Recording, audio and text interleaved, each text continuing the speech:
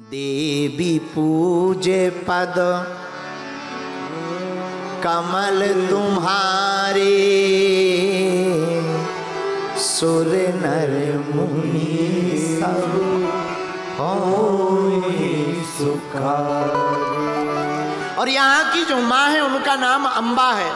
तो रामचरितमानस की एक चौपाई संकेत कर रही है, कहती है माँ के नाम का नामकरण संस्कार जब श्री नारद जी कर रहे हैं तब उसमें वर्णन आया है, सुंदर सहज सुशील सयानी, सुंदर सहज सुशील सयानी, नाम तुमा अंबिका,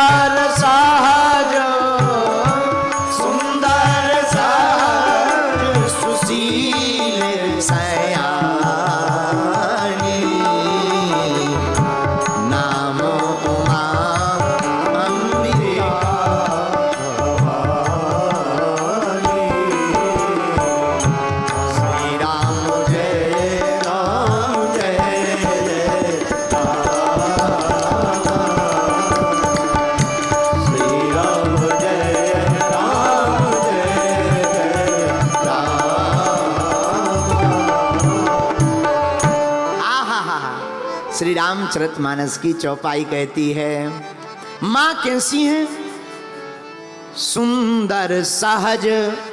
माँ बड़ी सुंदर है। अरे सुंदर हो भी क्यों ना, जिसने पूरी दुनिया इतनी सुंदर बनाई वो माँ क्यों सुंदर ना हो। और है कैसी, सहज।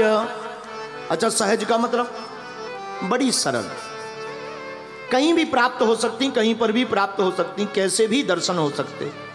हमारे एक आचार्य चरण श्री विमलानंद जी महाराज हमको सुनाते थे, कहते थे पंडित जी सबसे ज्यादा जल्दी प्रसन्न होने वाली अगर कोई शक्ति है तो उनका नाम भगवती अम्बा है। हमने कहा क्यों? बोले सुनो माता पिता दोनों में फर्क होता है। हमने कहा कैसे? तो हमको सुनाते थे विमलानंद जी, बोले माँ बाप दोनों में फर्क है। हमने कहा महाराज क्या फर्क है, जरा विश्लेषण करके बतलाइए। तो महात्मा कहते थे महाराज माँ किसे कहते हैं, जिसके सामने बैठते ही मुंह खुल जाए, माँ। आप अपने मुंह से बोलो माँ, आप माँ कहोगे मुंह खुल जाता कि नहीं? बोलो हाँ जी या ना जी। अच्छा अब कहो बाप, सो बंद हो जाता है? जिसको देखकर मुंह खुल जाए वो माँ है, और जिसको देख करके मुंह बंद हो जाए वो बाप है। मतलब सीधा सा है, जरा समझिए। ऐसे हम आपको यह कहना चाहते हैं जिसके सामने जाकर अपने हृदय की भावनाओं के साथ अपना मुंह खुल जाए वो माँ होती है, और जिसके सामने जाकर के सब पता चल जाता है कि बाप को तो सब पता है, जो मुंह बंद हो जाता वो बाप है। आचार्य चरण कहते, आह क्या कहते? आचार्य जी कहते हैं बेटा पंडित जी राम जी को पाना तो बड़ा कठिन है, बहुत कठिन है। लेकिन राम जी को पाना कठिन है पर इसका मतलब ये नहीं कि हम राम जी को पा नहीं सकते हैं। हमने कहा उपाय क्या है? बोले पंडित जी अगर माता जानकी जी की कृपा हो जावे तो राम जी सरलता से प्राप्त हो जाएंगे। किसी को मिले माता की कृपा से, किसी को भगवान मिले, हाँ मिले। किसी को? लंका में रहने वाले विभीषण जी को। विभीषण जी अपना परिचय जब हनुमान जी को देते हैं तो क्या देते हैं? जिमि दर्शन निमहु जीभ विचारी।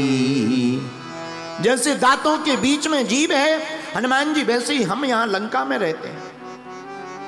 हनुमान जी बोले चिंता मत करो, सीताराम सीताराम करो, कल्याण हो जाएगा।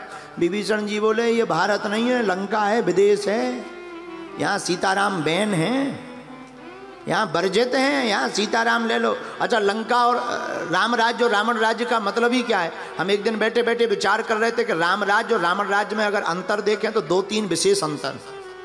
एक अंतर ये है, जहाँ फलाहार में रोक हो, मांसाहार फ्री हो, वो रावण राज्य। हनुमान जी लंका गए, फल खाने के लिए गए, सो राक्षस लग गए पीछे, हे बंदर अशोक वाटिका में मत प्रवेश करो, ये रावण की वाटिका है, मार काट कर देंगे।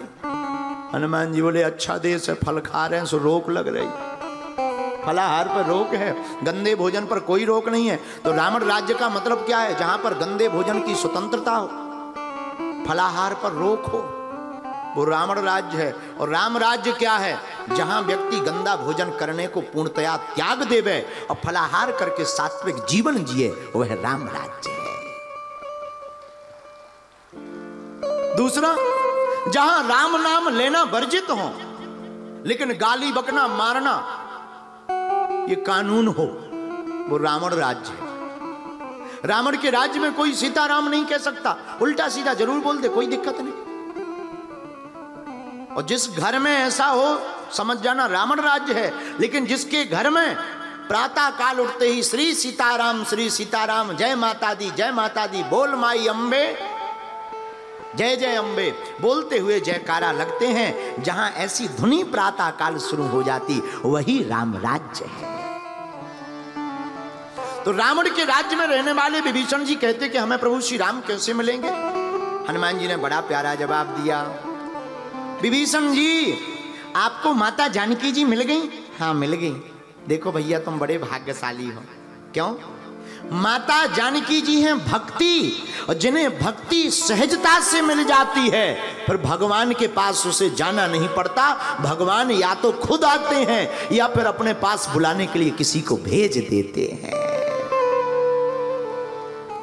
तो चौपाई क्या कहती? सुंदर सहज, मां सुंदर भी है, मां सहज भी है, और है कैसी? सुशील सयानी,